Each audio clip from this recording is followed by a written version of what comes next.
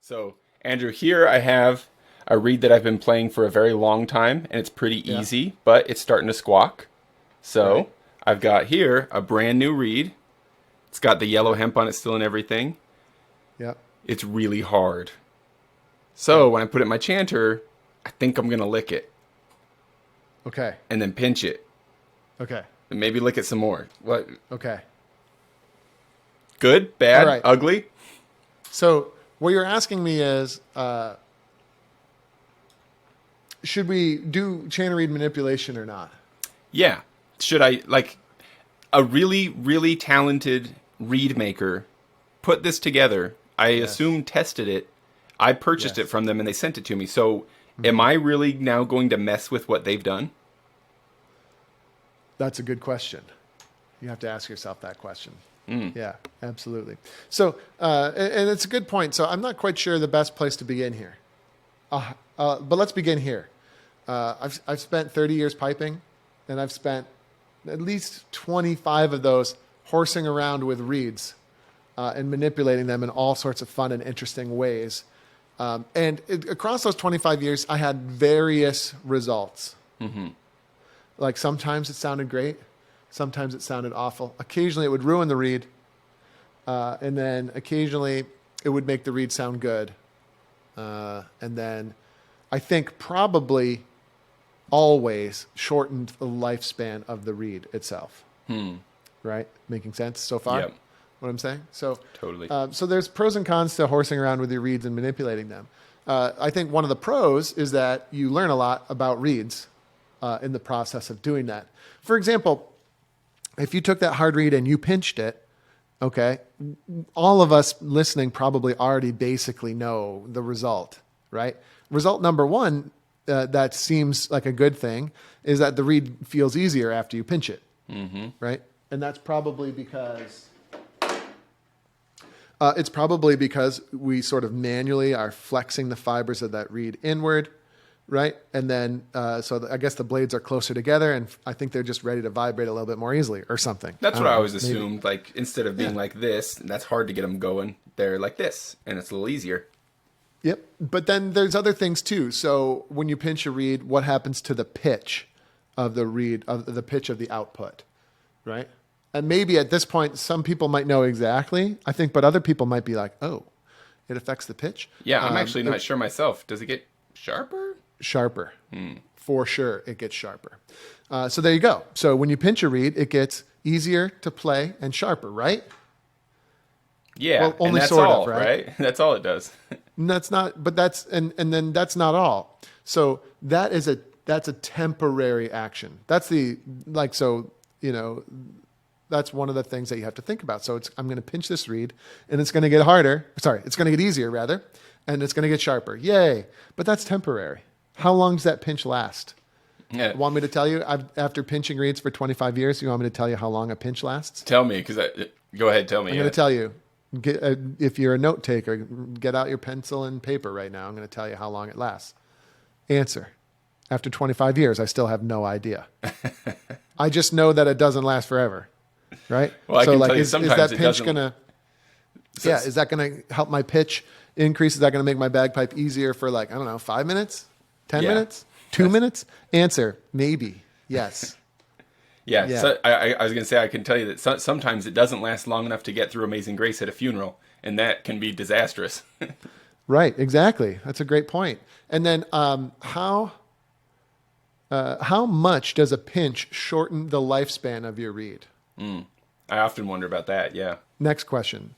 And the answer is, after 25 years, and by the way, I don't do these things anymore myself, particularly, usually. And the reason why is okay, I don't know if that pinch is going to kill my reed today. Oh, see, I was probably assuming won't. the reason why was because you now have a personal valet style reed manipulator that just follows you around at all times, and so you can just hand them your reed and they just perfect it. An artificially intelligent bagpiping robot. Yeah, sometime. yeah. Yeah, absolutely. But I don't have that. And every time I pinch my reed, I don't know if that's going to be the last pinch. Ooh. Because at some point you pinch the reed And I think the fibers probably just give out. It just doesn't spring and back. what you end up with is just something that sounds terrible forever. Yeah. Right? So there you go with the pinch. And by the way, we could take out our knife, right? Because another thing you could do to a reed is you could shave it down. Mm-hmm. So we can get out our knife, and we could start going to town on this beautiful reed that some absolute reed making master made for us. And then we can start carving it up. And then, but we could start taking some wood off, because that's good, right? When you shave a reed, what effects does that have? We know all the great effects it would have. Yeah, it makes it easier for sure. That's the main thing. Definitely makes it easier. And then what effect does it have on the pitch?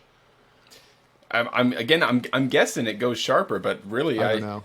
Oh, you don't know? Oh, well, that makes me feel a little better. Like after 25 years of doing this, I have some ideas, but yeah, I think it certainly makes it easier to blow the reed sharper. Right? Maybe. Oh, that's interesting. Maybe that's what's going on. It does seem to have, especially depending on where you shave the reed, it will have certain interesting effects. Like sometimes you can get the high hand to open up and flatten off a little bit, and this, that, and the other thing. Some people say there's magical ways to get rid of a crow on high A.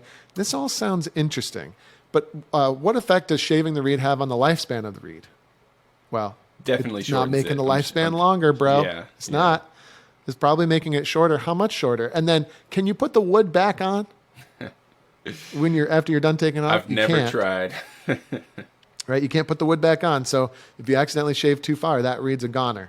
So there's like all sorts of risks involved in shaving the reed. Okay, and then I don't know. We got and then licking. Yeah, licking is everyone out there, you guys have to lick your reed, right? Mm-hmm. Just have to do it. You got to get all that slime and bacteria. Not just on the outside. I like to get it inside too. Oh yeah, and what are those fungus called that killing everybody in that show? Cordyceps or something. Those are scary. Gotta get your cordyceps in there. Yeah, you want to get some fungus in that reed. It's going to be good. But and then what does licking do? Makes it easier to play. I've always felt like it made it like more flexible, like things would bend more easily, right?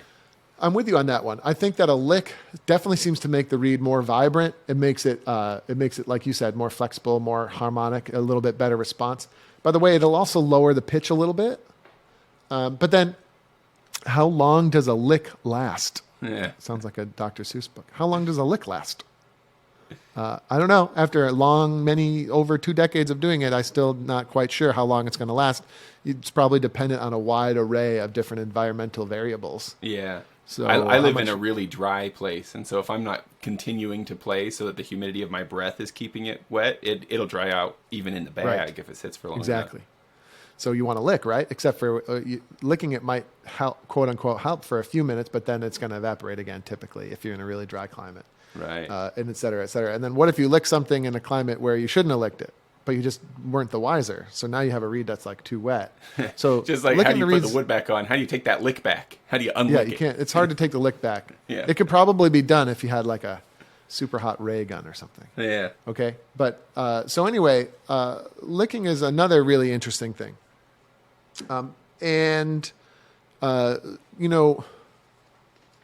Resultantly, my general strategy nowadays is I don't do any of that. And I definitely, and I'm a pretty advanced player. And, I've played in high-level bands, and I've played in bands that do a lot of reed manipulation, and those are very high-level bands. And then I've played in very high-level, like very high-level bands that don't do anything at all. It's basically not really allowed, right? It's like a no-no. Like, please don't touch, right? And then both of those bands were able to achieve an incredible sound, right? It's interesting. So if that's true, like, which one do you pick? I would pick the lower maintenance option. And it's also an issue of opportunity cost, right? What do you want to do today? You want to play your bagpipes, or do you want to horse around with your reed, right? Like, I kind of like just playing my bagpipes. It's pretty good. And like you said, reed makers, they're pretty good. They know what they're doing. So I'm just going to let them do that. And then there's a couple of things that, there's a couple of tips I can offer to help you resist the urge to manipulate your reed. Mm-hmm. I can offer a couple of tips. Yeah. Are you ready for tip number one? Give me tip number one. Tip number one is pick the correct reed in the first place. Okay? That's number one. So you pointed out that new reed that you have, that's just way too hard. Okay? So tip number 1, don't play that reed. It's too hard. Pick a reed that's the right strength for you. And let's not go into exactly how you would do that, but it's a really simple process. A little Googling, a little surfing of the dojo site, you'll find some good tips on like how to pick the right reed in the first place. That's the right strength for you. But that's the first one. If you're not in the position to have to manipulate your reed, you're in good shape. That's tip number 1. Tip number 2 is like be patient. Something like licking the reed. You don't have to lick the reed if you're willing to just be patient for a couple of minutes. So the first 5 to 10 minutes that I play my bagpipes, I don't expect things to sound great yet because we need time to get some moisture in the instrument and to achieve that sort of equilibrium where the instrument is happiest, right? So usually 5 to 10 minutes of playing, and at that point, no lick is necessary. In the very beginning, you might have wanted to give the reed a lick because it feels kind of stiff. Maybe it sounds kind of sharp on the high hand and whatever. If you just give it a few minutes, you'll be fine. So that's tip number 2. And now the big question is, what was tip number 3 again? I don't have any recollection. Oh, I actually really like Yori Chisholm's tone protector cap. It's another great way. It's another great way to store the reed in a way where it doesn't dry out too much. So when you first put it in, that can really cut down on that 5 to 10 minutes of time that's required for the bagpipe to get settled the way that you want. And you can basically kind of just start it at a nice layer of moisture. So I'm a big fan of those as well. And, just the main thing is start with a reed that's good for you. I went maybe like an embarrassingly long time looking down on reeds that were status easy at purchase. I was like, no, I'm a strong bagpiper. Yeah. Sell me the hard ones. Hard medium at the very softest, but sell me the hard ones. Absolutely. Only pretty recently did I start buying like easy reeds because like those are actually a lot nicer to play. Right. And we use what we call the Scott and the Brave trick to determine if the reed's the right strength for you. And what you'll find is easy is almost always plenty, especially for beginners and intermediates, but even for advanced players. Most people would also be shocked to realize how easy the bagpipes are at the highest levels. Oh, yeah, I've had that experience. Even in pipe bands. In pipe bands. Like, we play reeds that are a little harder in the top bands, but in the intermediate and beginner bands, like, there are bagpipes there that are far harder than anything I'd be willing to play. Yeah. At the highest levels. Like, people just have their facts mixed up there. Yeah, I borrowed a friend's pipes once who played at grade 1. He's a really, really good piper. And it blew my mind. Just smooth as butter. Just the easiest. Efficient. But between the bag being and tight not too hard. and the reeds being calibrated and that chanter reed was so easy. I mean, like, I think I was pushing harder on my practice chanter at the time than I was when I played his Highland pipes. It's just mind-blowing how easy it was. Yeah, and you can play, an advanced player, they can go up a couple levels of difficulty and probably be okay. But you know what I mean? And do fine, and the bagpipe would sound great. And there might be some slight advantage in some select scenarios, like high-level pipe bands, where that extra volume and crackle and stability really might pay dividends. But for the vast, vast, vast majority of people, the only thing that will pay dividends is a bagpipe that's comfortable for you to play, right? So pick the right reed in the first place. Well, let's talk about that more on another episode because we can go, that rabbit hole can go pretty. Yeah, you bet, about picking a reed. Yeah, but we don't want to have to do tons of manipulation to achieve that, okay? And we want to try to avoid it. Even Richard Parks, like, I've heard him teach about manipulations, but he'll always say one very interesting sentence at the beginning before he talks about reed manipulation. He's always like, by the way, I would never really do this unless there was, the reed was basically a goner anyway, or we were in some sort of extreme scenario. So even people that teach about reed manipulation, most of them will concede that it's like, oh, by the way, I actually don't really do this that often. So Andrew, do you think that all of us as pipers should at some point in our life go through like a horsing around phase so that we get more familiar with reeds, but then should have an expectation that we kind of leave that phase behind at some point eventually? Yeah. So I keep a dead reed bin. Oh, me too. Yeah. So like reeds that are no good anymore, I usually chuck them in a bin because there's almost always some point in the future. It might be next week. It might be 10 years from now where it's kind of like just in the mood to horse around with some reeds today. Right. And so like I take these reeds out of the dead reed bin and they're almost all horrific, but then you get out your tools. You get your poker out, your shaver out, your rubber band out, your pinching fingers out. And then you just kind of go to town on these reeds and like you try to get them to sound good. And there's so much that could be learned from that. I've had some amazing surprises from my dead reed bin. I've got a G1 reed over here on my desk here. No, here that's okay. I shouldn't have said the brand name, huh? But, oh no, I mean G1 reeds they never go in the dead reed bin. Right, of course not, right? No. But this one I mistakenly had put in the dead reed bin. My mistake, not the reeds problem. All good reeds must die. But I got this one out, man, and it's now its second life has been longer than its first life. Yeah. I have no explanation for why, but like here it is. It's just cruising along now. Like you said, you might have mistakenly tossed it in the first place, or you might just be in a different position now. Maybe you're stronger, maybe you have better control over the instrument, or maybe you have a different chanter or something like that, or maybe the drone reeds are calibrated this time. Like, who knows? But yeah, you can... I was just saying no earlier because I usually don't have much success with the dead reed bin. Yeah. It's like usually a new reed that's the right strength for me, that's been selected carefully. It's like usually that's the way to go. Yeah. But anyway, should you manipulate your reed? I highly advise against it. Right? It's an opportunity cost thing.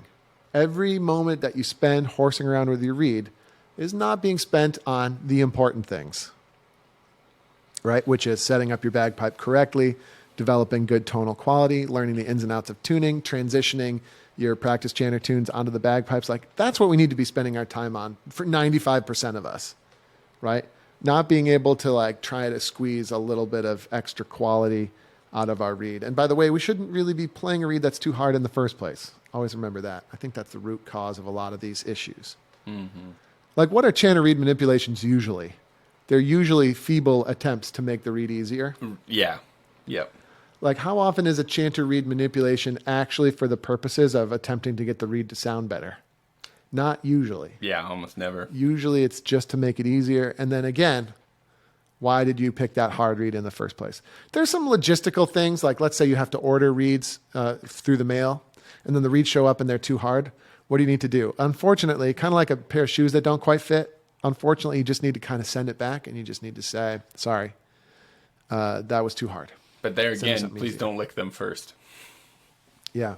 Well, there you go. And then with the whole worldwide pandemic thing, that gets even trickier. Like, oh, did you blow on those reeds? Because once you blow on them, you can't send them back, which makes it a pretty difficult proposition. But how did the reed maker test it without blowing on them? Yeah, I've thought before about like, have I essentially like kissed Adrian Melvin as much as any of his romantic partners at this point in my life? Yeah, maybe in some ways I have. Yep, probably. We all have, haven't we? Yeah, exactly. What are you doing there? You licking your reed a little bit? Yeah, getting it ready to play because it's a new reed. Yeah. So, I'm going to lick it. I'm going to spit into it. I'm going to pinch it a lot. What else would you do? That's what you do, right? Well, you got to shave it. What? You got to shave it and you got to poke it. And then all the other fun stuff. And you could put a rubber band on it. Didn't Daft Punk do a song about this? It was like shave it, poke it, lick it, stick it. Rubber band something like that. Bigger, faster, stronger, louder. I think we need to not start the show like this. Okay. It was an experiment. Now we know not to do it. Now we know not to do that.